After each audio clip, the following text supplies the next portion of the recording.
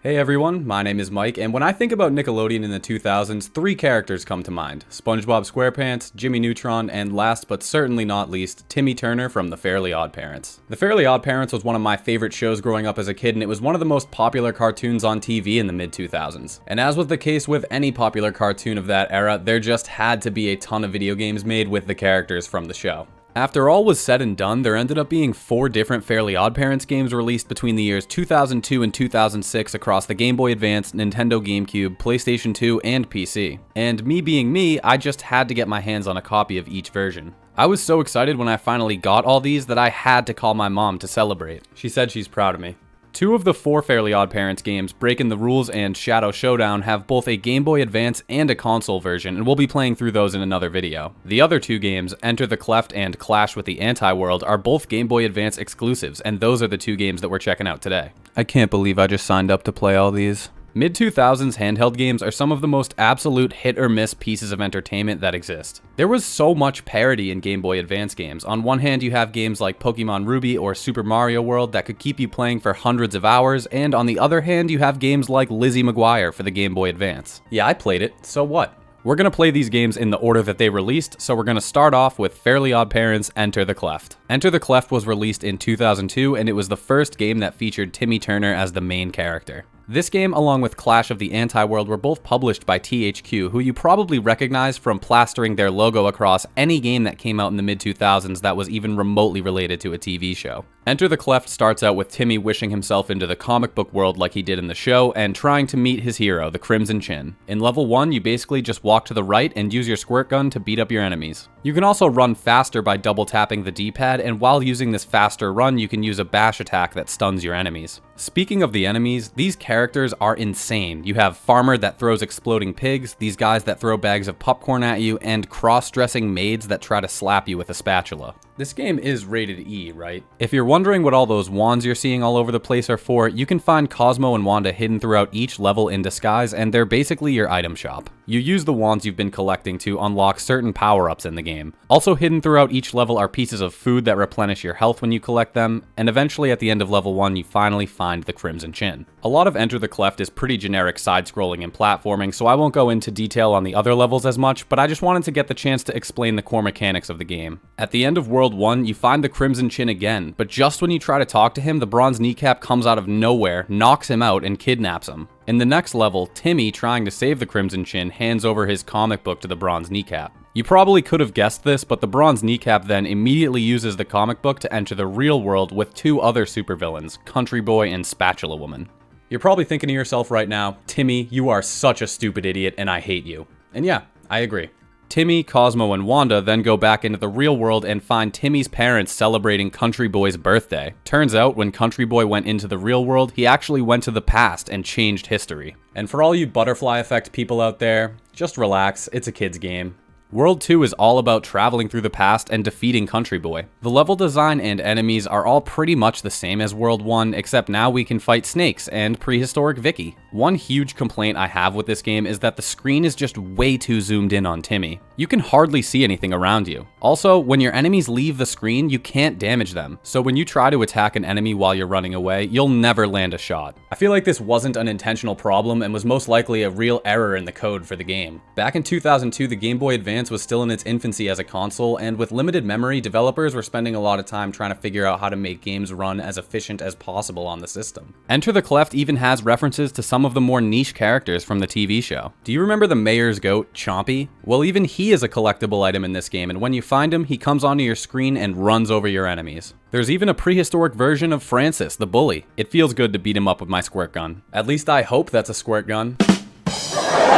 After a few levels of platforming, you finally end up fighting Country Boy. The boss fight is pretty easy. You just get him over to a wall, hit him, climb up the ladder when he charges at you, then rinse and repeat, and down he goes. Once you beat Country Boy, you end up in World 3, which is the current day in this game.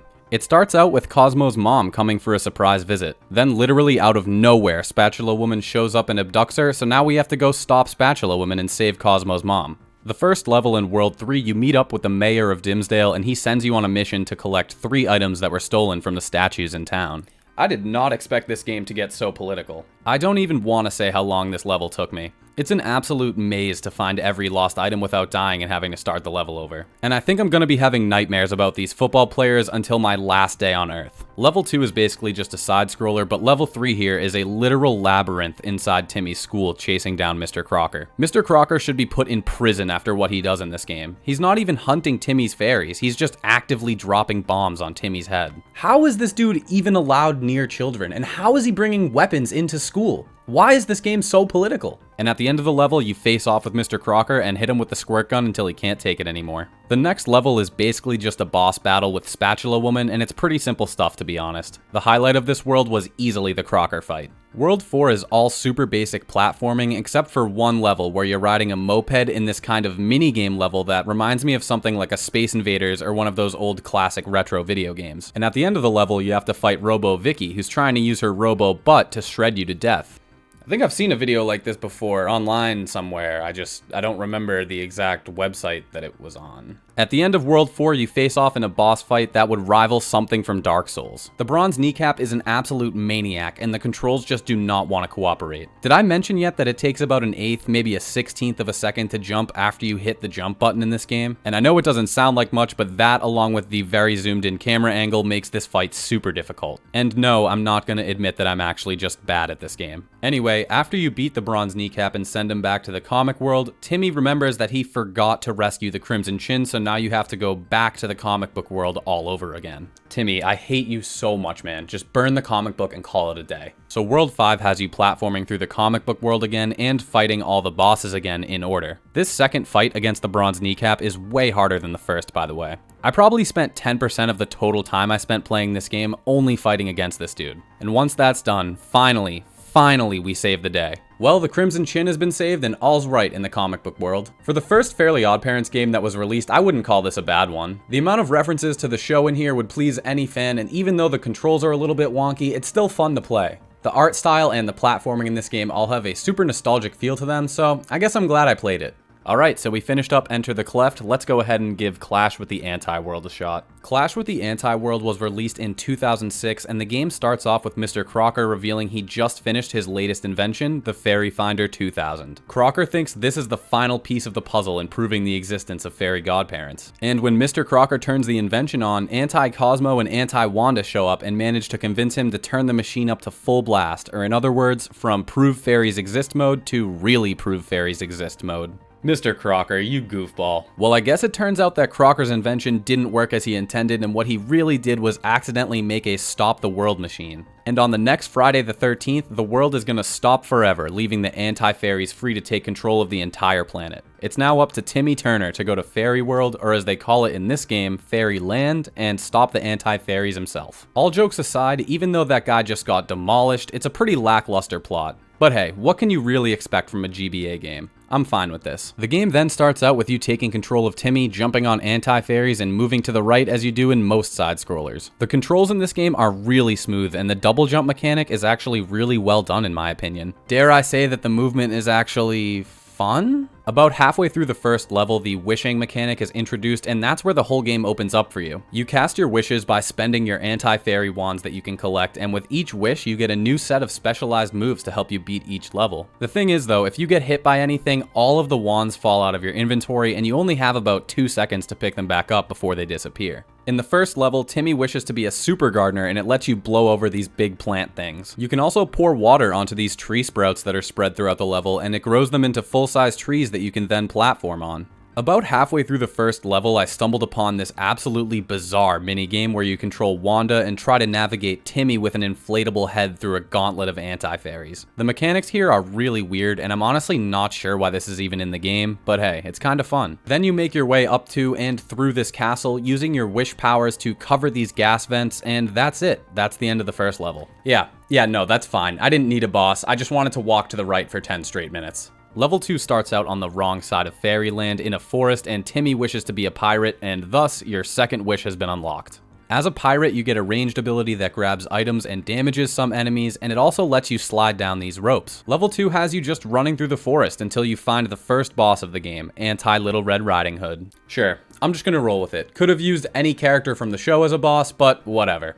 After you beat her and Cosmo eats his way through a chocolate wall, you start level 3. This level literally takes about 2.5 minutes, and it's really just some basic platforming, except now you're fighting anti-pixies as well as anti-fairies. Anti-pixies are obviously referencing the busybody businessmen pixies of the TV show, but apparently anti-pixies are only seen in this game, not in any TV episode. Level 4 is where things really get crazy. Timmy's third wish is to turn himself into a car, and you end up whipping your way through a fairy world roller coaster, spinning your enemies to death a la Crash Bandicoot. I mean, come on, you see it, right? These two attacks look like the same thing. I also found another random minigame in this level that was basically just pinball. It was useless, but as was the case with the last minigame, I had fun. In the second half of the 4th level, Anti-Jorgen von Strangle challenges you to a race, and if you beat him, he says he'll help you save the world. Once you beat him, you end up in Fairyland where you unlock your final wish, Ninja Timmy. Your special ability with this wish is that when you stand still after a few seconds, you become invisible, and since there's no way to kill these reanimated dentures that are all over the level, it's actually really necessary. Oh, and also you can jump on walls. Neat. At the end of this level, we fight Anti-Cosmo and Anti-Wanda, arguably one of the least climactic boss fights I've ever been a part of. Hit them a few times and they're done for. The final level, level 6, has you making your way through Timmy's school to the basement to stop Anti-Timmy. The school basement is also where Crocker's Stop the World machine was in the beginning of the game. Once you get there, Timmy wishes himself to turn into a giant scary purple robot with lasers for eyes. Come on, what am I looking at right now? I guess Cosmo misheard you and thought you said gerbil instead of purple. The final boss fight has you slowly meandering your way towards Anti-Timmy and blasting every single anti-fairy to smithereens with your laser eyes. Eventually, after about 5 minutes of this delicate, slow-motion walk, you make it to Crocker's machine and finally destroy it. The rest of the anti-fairies get sucked into the machine and the world is saved. The end.